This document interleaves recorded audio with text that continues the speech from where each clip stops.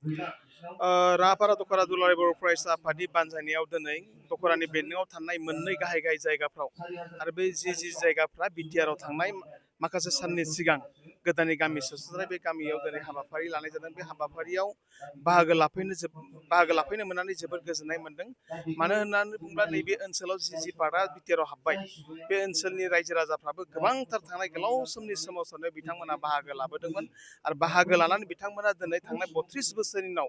जाय 32 बोसोराव बिएसि गोरोबथायाव जों जास्टिस मोनाखैमोन, जाय बिटिसि गोरोबथायाव जों जास्टिस मोनाखैमोन, बेयो बिटिआर गोरोबथानि 3.1 गेजेरजों दिनै जों जास्टिस मोननो हादों। दा बेखौनो दुलाराय बर' फरायसा आफादनि मोनसे गेदेरथार मिशननि गेजेरजों दिनै जि बड'फा मिशन फर सास्टेनेबल चेन्जखौ लानानै गामि गामि हाबदों। बेयाव गाहायै जों बर' हारिनि सोलोंथायारि थासारि, समाजारि थासारि आरो आबाद मावनायनि थासारि आरो बेजों लोगोसे फैबाय थानाय खम समनि गेजेराव बर' हारिखौ बोरै जों गेरेमसा बर' माहारि दानो हायो बिनि सायाव जों गुवारै सावरायलायनाय जादों। आरो बेयाव रायजो राजाफ्रा दख'रा आफादखौ जोबोर बाख्नायनाय होदों। मानो होननानै बुङोब्ला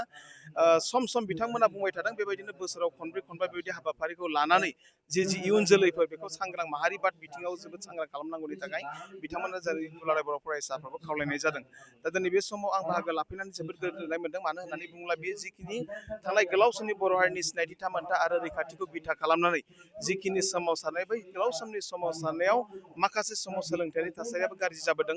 जाबोदोंमोन, माखासे समाव समाजारि थासारियाबो गाज्रि जाबोदोंमोन। दा दिनै जिहेतु बर' हारिया दिनै सोमावसारनायनिफ्राय दिनै मोनसे दिदोम अबस्थायाव दिनै दंथ'यो एबा दिनै बर' हारिया सोमावसारनाय अबस्थायाव गैथ'वा। दा बेखायनो दिनै बे समाव जोङो जाहाथे सोलोंथाइ बिथिंखौ लानानै जोबोद मोजाङै खामानि मावलांनो हायो आरो बेजों लोगोसे जोंनि समाजारि थासारिया जाहाथे मोजां जालांबाय थानो हायो। मानो होननानै बुङोब्ला गोजोन फैनाय लोगो लोगो बिटिआर गोरोबथाया थांनाय 2020 मायथाइनि 2 जानुवारि जानानै थांनाय लोगो लोगो दा दिनै जोंनि बिटिआर ओनसोलनिफ्राय थांनाय बोसोरनै जे सेबाजों कन्डाक्ट खालामजानाय जि मेट्रिक आनजाद जानानै थांबाय बेयाव दिनै चिरां जिल्लाया बोसोरनि एखे रायैनो बिथांमोना टपाव जानो हादोंमोन अनलि फर बे गोजोन फैनायनि थाखाय। आरो बेजों लोगोसेनो बेबायदिनो तामुलपुर जिल्लाया दिनै आसामनि हायार सेकेण्डारियाव साइन्स स्ट्रिमाव जे टप खालामनो हादों बिथांमोना, बियो अनलि फर जादों बियो बिटिआर गोरोबथानि जि गोजोन फैनाय जि सास्टेनेबल पिसनि थाखाय बेयो दिनै जाफुंसार जानो हादों। बेजों लोगोसे फैबाय थानाय समाव जाहाथे जोंनि समाजारि थासारिया बिराद मोजां जायो बेखौ लानानै दिनै दुलाराय बर' फरायसा आफादा रायजो राजाफोरजों गुवारै सावरायलायनाय जादों। जिहेतु बे दिनै इलेक्सननि बिटिआरआव हाबनाय बेयाव इलेक्सननि बे मोनसे दोहौ जादों जायनि जाहोनाव मोननै मोनथाम दोलोफोराबो बाहागो लाफैबाय थादों। बेनि सोमोन्दै नोंथाङा मा फोरमायगोन? फैबाय थानाय 22 सेप्तेम्बर खालि बिटिआरनि बाथि बिसायख'थिया जानो थांगासिनो दङ। जा सनितपुर जिल्लानिफ्राय दिनै माखासे ओनसोला जिहेतु हाबबाय, दा बै ओनसोलफ्राबो दिनै फैबाय थानाय जि बिटिआरनि बाथि बिसायख'थि बेयाव दिनै दोलो नोगोरै बाहागो लानो थाखाय दिनै बिथांमोनाबो जोबोद थाम थिम जादों। दा बे समाव बेयाव गाहायै इउपिपिएल हान्जाया बेयाव बाहागो लाफैदों, बिपिएफ हान्जाया बे समाव बिथांमोना फैदों, एपिपि हान्जाया बे समाव बिथांमोना गावबा गावनि जि राजखान्थियारि फोसावथि मेल बेखौ बिथांमोना खालामदों। नाथाय दुलाराय बर' फरायसा आफाद आरो आं बे सनितपुर जिल्लानि सासे थागिबि हिसाबै आं बेखौल'सो रोखा बुंगोन, सनितपुर जिल्लानि रायजो राजाफ्रा जिहेतु थांनाय गोलाव सम जास्टिस मोनाखैमोन, थानाय गोलाव सम सोमावसारनायाव जों बाहागो लादोंमोनब्लाबो नाथाय जों इनजास्टिस मोनदोंमोन। दा बेखायनो बिटिआर गोरोबथानि गेजेरजोंसो जिहेतु नैबे सनितपुर आरो बिसनाथ जिल्लानि रायजो राजाफ्रा जिहेतु भट होनायनि मोन्थायखौ मोनबाय आरो गावखुंथाय 6 जुननि गेजेराव जिहेतु फैबाय। दा बेखायनो जाय हान्जाया दिनै सनितपुर जिल्लानि रायजो राजाफोरखौ दिनै बिटिआरआव सोसनबाय, जाय हान्जाया बिराद मोनसे गोलावथार जि संग्राम खालामनानैबो मोनै जि हानि जेंनाखौ दिनै सुस्रांनानै होबाय। दा बेखायनो फैबाय थानाय बिटिआरनि जि बाथि बिसायख'थि बेयाव सनितपुर जिल्लानि रायजो राजाफ्रा सिङाव मोनसे थांखि लादों,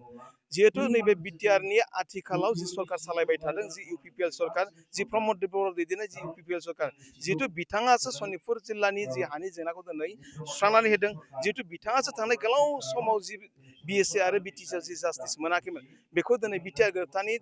3.1 गेजेरजों जिहेतु बिथाङा गामिफोरखौ सोबाय। दा बेखायनो सनितपुर जिल्लानि रायजो राजाफ्रा रावनोबो भट होनाय नङा, बियो खालि प्रमद बर'नि मुङाव इउपिपिएल हान्जायावल'सो बिथांमोना भट होनानै फैबाय थानाय समाव जाहाथे बिटिआरनि सिफ मानागिरि मुस्रि प्रमद बर'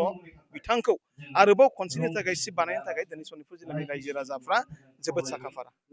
खिन्थु बेरेखा बिथांमोना बिदि बुंबाय थादों, मा फोरमायगोन नोंथाङा? दुलाराय बर' फरायसा आफादा जोबोद रोखा। मानो होननानै बुङोब्ला दुलाराय बर' फरायसा आफादनि जि मोनसे संबिधान बियो दिनै 33 पेजजों बिराद आबुंखा आरो बेयावनो 33 पेजनि जि 3 पेजाव थानाय जि 3 खोन्दोनि जि 100 नाम्बाराव रोखायै लिरनानै होनाय दंखायो जे मालाबाबो बर' हारिनि सिनायथि थामोनथा आरो रैखाथिनि फारसे जुदि हारियाव थ्रेट फैनाय बायदि फिल खालामोब्ला अब्ला दुलाराय बर' फरायसा आफादा बेयाव थोंजोङै राजखान्थियाव आखाइ होनो हायो होननानै दुलाराय बर' फरायसा आफादा दिनैनिफ्राय 35 बोसोर दिनैनिफ्राय 50 बोसोरनि सिगां दिनैनिफ्राय 55 बोसोरनि सिगां दिनैनिफ्राय 57 बोसोरनि सिगां जों बेबायदि लिरनानै लानाय जों बेबायदि संबिधानखौ मोनबोदों। दा बेखायनो दुलाराय बर' फरायसा आफादखौ दिनै गुबुन हान्जाफ्रा बुङोब्लाबो नाथाय दिनै आथिखालाव जि मोनसे थासारि बेयो एसेबो गोरलै नङा जोंनि थाखाय। बर' हारिखौ फैबाय थानाय बुहुमा जोजासिम सास्टेन खालामनांगौनि थाखाय 6 सिडुलाव बर'निनो मोनसे मैखोम राजखान्थि हान्जाया जायनिखि बर' हारिनि फारफ्रोमबो बिथिंखौ जौगानायनि थाखाय खामानि मावो बैबायदि हान्जाया दिनै खामानि मावनांगौनि थाखाय जोबोद गोनांथिथार। दा बेखायनो दुलाराय बर' फरायसा आफादा फरायसा आफादब्लाबो जिहेतु माहारिनि फारसे थामोनथानि फारसे जिहेतु नोङो थ्रेट फैदों दा बेखायनो दिनै देग्लायनि जि 5थि बिसायख'थि बेयाव जों दुलाराय बर' फरायसा आफादा थोंजोङै नङाब्लाबो खेंसालियाबाबो जोङो बाहागो लानाय जादों आरो बिनि गेजेरजों जों बिपिएफआ जि बाथ्राफोरखौ बुंदों जे बिपिएफखौ थांनाय जों 5 बोसोरनि सिगाङावबो बुंदोंमोन बिटिआर गोरोबथा जाखांनायनि उनावबो जों हाग्रामा महिलारिनि दुलाराय बर' फरायसा आफादनिफ्राय मोनसे अफार होनाय जादोंमोन नाथाय बिथाङा बै थांनाय 5 बोसोरनि सिगाङावबो जि बिटिआर गोरोबथानि दफाफोरखौ आबुङै मावफुंनांगौनि थाखाय नोंथाङा बिटिआरनि सिफ जानांगौ आरो नोंथाङा खौसेयै बर' हारिखौ एखे मोनसे लामाजों लानानै थांनांगौ होननानै जों अफार होनाय जादों दुलाराय बर' फरायसा आफादा। जिहेतु आरो गोबां गामिफोरा सनितपुर ओनसोलाव हाबबावनांगौमोन बिनि सायाव जिहेतु बेसेबां आसाबादि दानि सरकारखौ लानानै मोनसे खोथाया जोबोर रोखा हाग्रामा महिलारि दासिमबो बिटिआर गोरोबथाखौ एक्सेप्ट खालामनो हाया बिथाङा दासिमबो बिटिआर होननानै जुदि मिडिया नोंथांमोना सोङोब्ला बिथाङा किय मिडिया किय बिटिआर कय थाके मैं बिटिआर कय थाके मैं एको नखौ मुलि होननानै बिथाङा बुंबाय थानाय जायो। दा बेखायनो जोबोर रोखा जिहेथु नैबे मोनसे दफाखौ मावफुंनाया मोनसे हान्जानि थाखाय 5 बोसोरा थोजासे नङा आरो बेबायदिनो गोबां नोङो सा सानजा भारताव दिनै गोरोबथा जालांबाय नाथाय गोरोबथाफ्रा बिदिनो लासैसो मावफुंजानाय जायो। नाथाय आथिखालाव बिटिआरनि जि मोनसे दफाफोर बिटिआर गोरोबथानि दफाफोर बै बिटिआर गोरोबथानि दफाफ्रा दिनै मोनसेनि उनाव मोनसे सानफा एफा दिनै मोनफ्रोमबो दफाफ्रानो फ्राय दिनै मावफुंजादों नाथाय आबुङै दिनै 100% जायाखै। दा बेखायनो फैबाय थानाय समाव सनितपुर जिल्लानि बर' रायजो राजाफ्रा आबुङै मोनसे फोथायनाय दङ फैबाय थानाय समाव आरो एनदार जों जुदि प्रमद बर'नो जों जुदि खाबु होबावोब्ला अब्ला बिथाङा फैबाय थानाय 5 बोसोरनि गेजेराव 100% बिटिआर गोरोबथानि गासैबो दफाफोरखौ आबुङै मावफुंगोन जोंहा 100% फोथायनाय दङ। बेखायनो दिनै राजखान्थिखौ लानानै सोरबा बिपिएफनि दैदेनगिरि बिथांमोना हाग्रामा महिलारिया जुदि बुंदोंब्लाबो नाथाय सनितपुर जिल्लानि रायजो राजाफ्रा बिथांमोननि बुंनाय रावजों गोजावनाय नङा। फैबाय थानाय 22 सेप्तेम्बर खालि बिटिआरनि 5थि बिसायख'थिया जानो थांगासिनो दङ। जा सनितपुर जिल्लानिफ्राय दिनै माखासे ओनसोला जिहेतु हाबबाय दा बै ओनसोलफ्राबो दिनै फैबाय थानाय जि बिटिआरनि 5थि बिसायख'थि बेयाव दिनै दोलो नोगोरै बाहागो लानो थाखाय दिनै बिथांमोनाबो जोबोद थामथिम जादों। दा बे समाव बेयाव गाहायै इउपिपिएल हान्जाया बेयाव बाहागो लाफैदों बिपिएफ हान्जाया बे समाव बिथांमोना फैदों एपिपि हान्जाया बे समाव बिथांमोना गावबा गावनि जि राजखान्थियारि फोसावथि मेल बेखौ बिथांमोना खालामदों। नाथाय दुलाराय बर' फरायसा आफाद आरो आं बे सनितपुर जिल्लानि सासे थागिबि हिसाबै आं बेखौल'सो रोखा बुंगोन सनितपुर जिल्लानि रायजो राजाफ्रा जिहेतु थांनाय गोलाव सम जास्टिस मोनाखैमोन थानाय गोलाव सम सोमावसारनायाव जों बाहागो लादोंमोनब्लाबो नाथाय जों इनजास्टिस मोनदोंमोन। दा बेखायनो बिटिआर गोरोबथानि गेजेरजोंसो जिहेतु नैबे सनितपुर आरो बिसनाथ जिल्लानि रायजो राजाफ्रा जिहेतु भट होनायनि मोन्थायखौ मोनबाय आरो गावखुंथाय 6 सिडुलनि गेजेराव जिहेतु फैबाय। दा बेखायनो जाय हान्जाया दिनै सनितपुर जिल्लानि रायजो राजाफोरखौ दिनै बिटिआरआव सोसनबाय जाय हान्जाया बिराद मोनसे गोलावथार जि संग्राम खालामनानैबो मोनै जि हानि जेंनाखौ दिनै सुस्रांनानै होबाय। दा बेखायनो फैबाय थानाय बिटिआरनि जि 5थि बिसायख'थि बेयाव सनितपुर जिल्लानि रायजो राजाफ्रा सिङाव मोनसे थांखि लादों जिहेतु नैबे बिटिआरनि आथिखालाव जि सरकार सालायबाय थादों जि इउपिपिएल सरकार जि प्रमद बर' दैदेननाय जि इउपिपिएल सरकार जिहेतु बिथाङासो सनितपुर जिल्लानि जि हानि जेंनाखौ दिनै सुस्रांनानै होदों। जिहेतु बिथाङासो थांनाय गोलाव समाव जि बिएसए आरो बिटिसिआव जि जास्टिस मोनाखैमोन बेखौ दिनै बिटिआर गोरोबथानि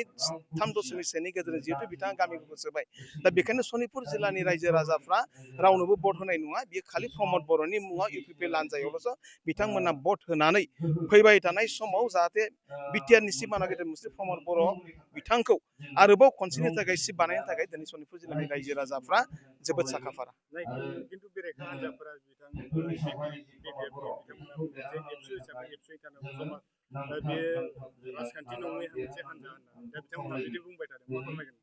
दुलाराय बर' फरायसा आफादा जोबोद रोखा मानो होननानै बुङोब्ला दुलाराय बर' फरायसा आफादनि जि मोनसे संबिधान बियो दिनै 33 पेजजों बिराद आबुंखा आरो बेयावनो 33 पेजनि जि 3 पेजाव थानाय जि 3 खोन्दोनि जि 100 नाम्बाराव रोखायै लिरनानै होनाय दंखायो जे मालाबाबो बर' हारिनि सिनायथि थामोनथा आरो रैखाथिनि फारसे जुदि हारियाव थ्रेट फैनाय बायदि फिल खालामोब्ला अब्ला दुलाराय बर' फरायसा आफादा बेयाव थोंजोङै राजखान्थियाव आखाइ होनो हायो होननानै दुलाराय बर' फरायसा आफादा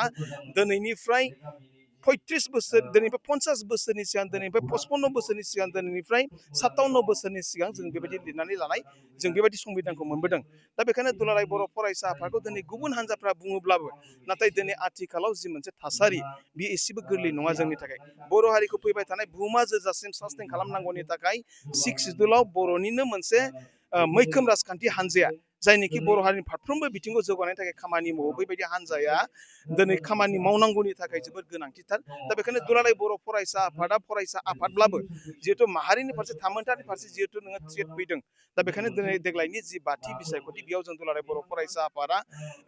थोंजोङै नङाब्लाबो खेंसालियाबाबो जोङो बाहागो लानाय जादों आरो बिनि गेजेरजों जों बिपिएफआ जि बाथ्राफोरखौ बुंदों जे बिपिएफखौ थांनाय जों 5 बोसोरनि सिगाङावबो बुंदोंमोन बिटिआर गोरोबथा जाखांनायनि उनावबो जों हाग्रामा महिलारिनि दुलाराय बर' फरायसा आफादनिफ्राय मोनसे अफार होनाय जादोंमोन। नाथाय बिथाङा बै थांनाय 5 बोसोरनि सिगाङावबो जि बिटिआर गोरोबथानि दफाफोरखौ आबुङै मावफुंनांगौनि थाखाय नोंथाङा बिटिआरनि सिफ जानांगौ आरो नोंथाङा खौसेयै बर' हारिखौ एखे मोनसे लामाजों लानानै थांनांगौ होननानै जों अफार होनाय जादों दुलाराय बर' फरायसा आफादा। जिहेतु आरो गोबां गामिफोरा सनितपुर ओनसोलाव हाबबावनांगौ दङ बिनि सायाव जिहेतु बेसेबां आसाबादि दानि सरकारखौ लानानै मोनसे खोथाया जोबोर रोखा हाग्रामा महिलारि दासिमबो बिटिआर गोरोबथाखौ एक्सेप्ट खालामनो हाया बिथाङा दासिमबो बिटिआर होननानै जुदि मिडिया नोंथांमोना सोङोब्ला बिथाङा किय मिडिया किय बिटिआर कय थाके मैं बिटिआर कय थाके मैं एक न'खौ मुलि होननानै बिथाङा बुंबाय थानाय जायो। दा बेखायनो जोबोर रोखा जिहेथु नैबे मोनसे दफाखौ मावफुंनाया मोनसे हान्जानि थाखाय 5 बोसोरा थोजासे नङा आरो बेबायदिनो गोबां नोङो सा सानजा भारताव दिनै गोरोबथा जालांबाय नाथाय गोरोबथाफ्रा बिदिनो लासैसो मावफुंजानाय जायो। नाथाय आथिखालाव बिटिआरनि जि मोनसे दफाफोर बिटिआर गोरोबथानि दफाफोर बै बिटिआर गोरोबथानि दफाफ्रा दिनै मोनसेनि उनाव मोनसे सानफा एफा दिनै मोनफ्रोमबो दफाफ्रानो फ्राय दिनै मावफुंजादों नाथाय आबुङै दिनै 100% जायाखै। दा बेखायनो फैबाय थानाय समाव सनितपुर जिल्लानि बर' रायजो राजाफ्रा आबुङै मोनसे फोथायनाय दङ फैबाय थानाय समाव आरो एनदार जों जुदि प्रमद बर'नो जों जुदि खाबु होबावोब्ला अब्ला बिथाङा फैबाय थानाय 5 बोसोरनि गेजेराव 100% बिटिआर गोरोबथानि गासैबो दफाफोरखौ आबुङै मावफुंगोन जोंहा 100% फोथायनाय दङ। बेखायनो दिनै राजखान्थिखौ लानानै सोरबा बिपिएफनि दैदेनगिरि बिथांमोना हाग्रामा महिलारि जुदि बुंदोंब्लाबो नाथाय सनितपुर जिल्लानि रायजो राजाफ्रा बिथांमोननि बुंनाय रावजों गोजावनाय नङा।